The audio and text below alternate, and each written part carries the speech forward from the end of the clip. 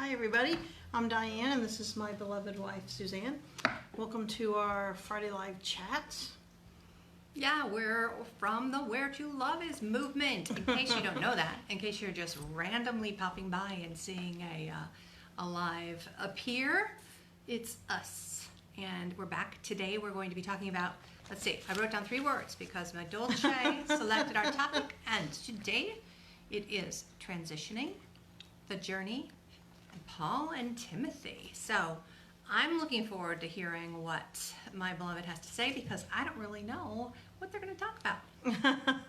What are you going to talk about? Well, it's kind of the fun part of this, and a little scary too, is that we just kind of throw something at each other during lunch and then we don't really talk about it until we talk to you. It's always a secret. It is, and we never know which way it's going to go, and we always bring different Perspectives, to the whole angles. thing. Well, with me, I've been noticing a lot of people going through different transitions. We all are. We're always transitioning from one place to another, and it's just an always flowing thing.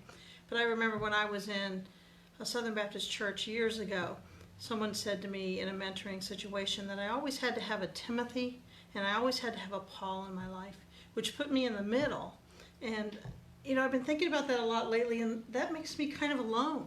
So I'm thinking my thoughts on that are changing. What do you think? I never had that kind of teaching, but I've heard you talk about it before, and I think it's been a long time. I think in churches you will often have that Paul figure who's kind of training you into the faith. Yeah, we haven't had one for a while, actually. Richard Rohr is being my Paul lately, reading his newsletters and things, but yeah. Well, the whole journey of transitioning is an interesting concept too. And I see a lot of people in pain from it because they feel like they've taken 2 steps forward and 3 steps back, when I always think it's an evolving thing. And if it feels like you're going backwards, there's something else to gain there. There's more growth. There's something else happening in that transitioning, I feel. And in thinking about that, I was thinking that in the transitional times of my life, looking back, as I thought about it after it popped in my head that that's what we should talk about today, every one of those was a situation where I grew more intimate with God. So I'm hoping, whether it's a painful time for you or a joyous time, that you're growing closer to God in that transitioning. So when you told me the topic, I started thinking about how many journeys there are in the Bible, how many journey stories. I mean, it's they happen throughout the Bible. We've got Moses who's leading the captives into freedom from enslavement. You've got Joseph and his brothers who didn't treat him very well, but they were off searching for food from their neighboring countries because of famine. There was Jesus, who ended up being a refugee, going to Egypt to escape the persecution and possible death when he was just a little baby child. And then in Acts, it's nothing but stories of travel after travel after travel to spread the good news. So there's all these different reasons for trips, but these journeys are, there's just so many journeys. Did you want to talk about that anymore? No, go ahead. I'll keep going then. Okay, I'll keep going. So that got me thinking about, as a writer, the hero's quest concept in literature. It's kind of a model for tons of stories. It's the model for myths. It's the model for a lot of our biblical stories. And so you see it in big memorable books and movies like The Lord of the Rings or The Wizard of Oz, or now that we're in this time of pandemic, The Shining, where there is a quest and there are heroes who have to set out on it. In my own novels, as I was thinking about this, I hadn't realized it before, I thought about it before, but I've written 3, no, they're not published yet, so don't go looking for them yet. And I'm working on a 4th, and in all of them there are journeys. Sometimes a quest is part of it, it's driving a journey, and sometimes it's not. It's just that there happens to be a move, and then that leads to a bunch of things happening, a bunch of exploration. And there are certain elements that take place in all these heroes' quests. There is some kind of a call to go. They're usually some kind of a sage person speaking wisdom. So in this, we were talking about Paul. In all those stories that we were talking about, there's there's always someone who's older and wiser and who's kind of encouraging you to go on this quest and giving you wisdom about it.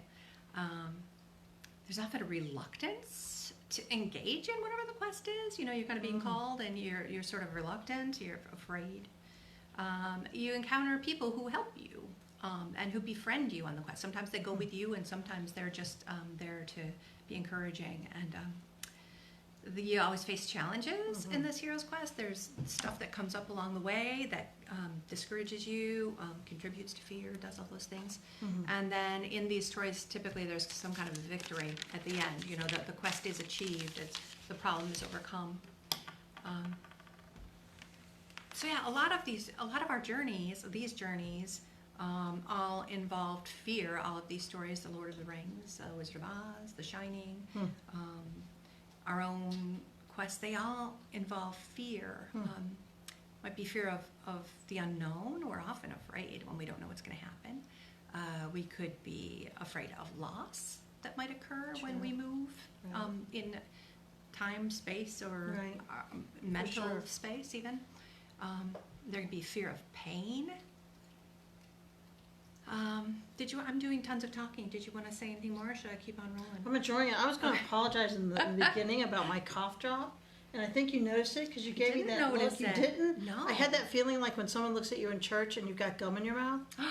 But I was going to take it out, but so I'm apologizing. I have a little bit of a sinus thing happening. I didn't know I gave you a look. It could just be my face. It could be. You just I'm sorry from my face. Maybe it was just a questioning look.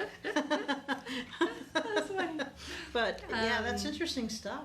That makes sense. So, also journeys can be internal or external. You know, we've talked a lot of, in these heroes' quests and in these Bible stories we mentioned that they're literal physical journeys, people traveling from one place to the next with an internal element often. But in our own lives, they can be internal. It could be pain, having to coexist with pain, like you with your physical pain. Right. I think that's a journey, or illness, or injustice. There can be lots of things that are internal journeys and internal quests, things that we have to overcome and that we need to learn from. Well, sometimes the journey is joyful too. I know there's a lot of fear and anxiety if it's something that you don't know what the outcome is going to be. You've got some fear and some anxiety there. There's so many things that could be considered a transitioning journey. From diets to our lifestyles now. We can't go anywhere without a mask. We have to be very careful about germs and sanitizer and cleaning everything that comes into the house. I know that a lot of transgender people are going through that physical transitioning of their bodies, and what I see them posting, I just want to hug everybody and say, you're not alone, though you feel alone. There's people out there to connect with that are going through the same journey. Not the same, but alike. Right. That we're all journeyers. Right, we are. And I think the good news with all of that is that I think God is always there. I think they are in the journey. There's something about the journey that's good for you. There's something about the journey that's going to grow you. And I don't think you're alone. Like I used to think I was in the middle and I had to have a Paul and a Timothy. Well, I think there's a Barnabas, and I think there's someone that comes alongside you if you look for them and you seek them. And if you don't find the person, the human, God is always there. Yeah. So. Yeah, that was kind of what I was going to conclude with, and talking about each of us is the hero of our own story, right? And we're all called into all kinds of quests, and then we have to choose how to respond to those. How we're going to create change in our own hearts and minds and lives, and how we're going to do things to help other people and make the world better. All these different quests, large and small, and they're happening in your life right now, whether you know it or not. Sometimes I think our task is to identify what they are, and like you said, God is always with us. Hopefully there are people who are coming next to you in those quests, in those challenges, and in those fears that you're facing.